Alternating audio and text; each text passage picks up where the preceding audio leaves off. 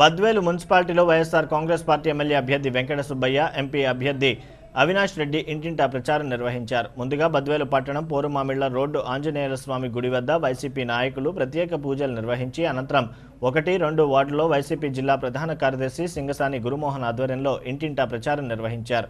ఈ సందర్భంగా ఎంపీ అభ్యర్థి అవినాష్ రెడ్డి మాట్లాడుతూ గడిచిన 4.5 సంవత్సరాల ముఖ్యమంత్రి చంద్రబాబు ప్రజలకు ఇచ్చిన ఏ ఒక్క హామీ సక్రమంగా అమలు చేయలేదని అధికారం కోసమే డ్వాక్రా మహిళలకు 10,000 పసుపు కుంకుమ కింద ఇవ్వడం జరిగిందన్నారు. అలాగే వికలాంగులకు, వృద్ధులకు పింఛన్లు పెంచడం జరిగిందన్నారు. గతంలో ఉన్నటువంటి దివంగత ముఖ్యమంత్రి doctor YS Rajasekhar Reddy Badvel municipal అభివృద్ధికి 100 కోట్ల నిధులు మంజూరు చేశారని, ఆయన మరణాంతరం ఆ నిధులు పక్కదారి పట్టాయని, ఇప్పుడు తెలుగుదేశం ప్రభుత్వం మున్సిపాలిటీ అభివృద్ధికి ఒక్క రూపాయి కూడా మంజూరు చేయకపోవడం దారుణమని అన్నారు. జగనన్న ముఖ్యమంత్రి అయిన వెంటనే బద్వేలు మున్సిపల్ అభివృద్ధికి 200 కోట్ల నిధులు మంజూరు చేస్తారని ప్రజలకు హామీ ఇచ్చారు. కనుక రేపు నెల 11వ తేదీ జరగబోయే ఎన్నికల్లో ఎంపీ అభ్యర్థి అయినటువంటి నాకు, ఎమ్మెల్యే అభ్యర్థి అయినటువంటి వెంకట సుబ్బయ్యకు మీ అమూల్యమైన ఓటు వేసి అఖండ మెజార్టీతో గెలిపించాలని పిలుపునిచ్చారు. ఈ కార్యక్రమంలో MLC DC Govind Reddy, YCP జిల్లా ప్రధాన కార్యదర్శి సింగసాని గురుమోహన్, రాజగోపాల్ రెడ్డి, గానుగపెంట శ్రీనివాసులు, సింగసాని శివయ్య మరియు వైసీపీ నాయకులు, కార్యకర్తలు పెద్ద సంఖ్యలో పాల్గొన్నారు.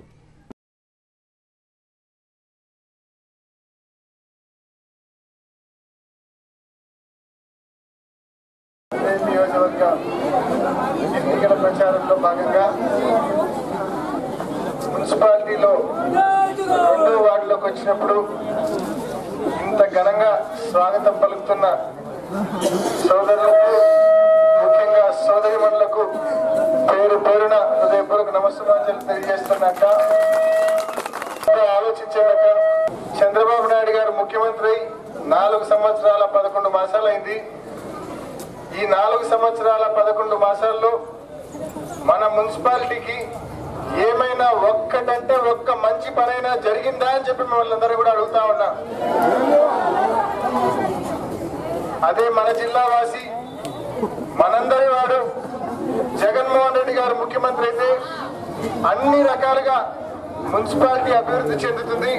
రూపాయల నిధులు మంజూరు చేశారు. కానీ ఆయన మరణించిన తర్వాత వచ్చిన ముఖ్యమంత్రులు ఎవరో కూడా మనవాడు, మనందరి వాడు జగన్మోహన్ రెడ్డి గారు ముఖ్యమంత్రి కావడం అనివార్యమైన విషయాన్ని మీ అందరికీ మనవి చేస్తా ఉన్నా.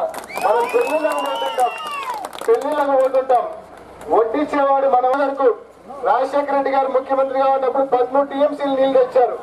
మరి ఈ రోజు రాజశేఖర రెడ్డి గారు చనిపోయిన ఓటేసే రోజు నాటికి మీ గ్రూప్ పేరుతో ఎంత రుణం ఉంటుందో ఆ రుణం మొత్తం 4 విడతల్లో మొత్తం మాఫీ చేస్తానని చెప్పి జగన్మోహన్ రెడ్డి గారు స్పష్టమైన హామీ ఇచ్చారు.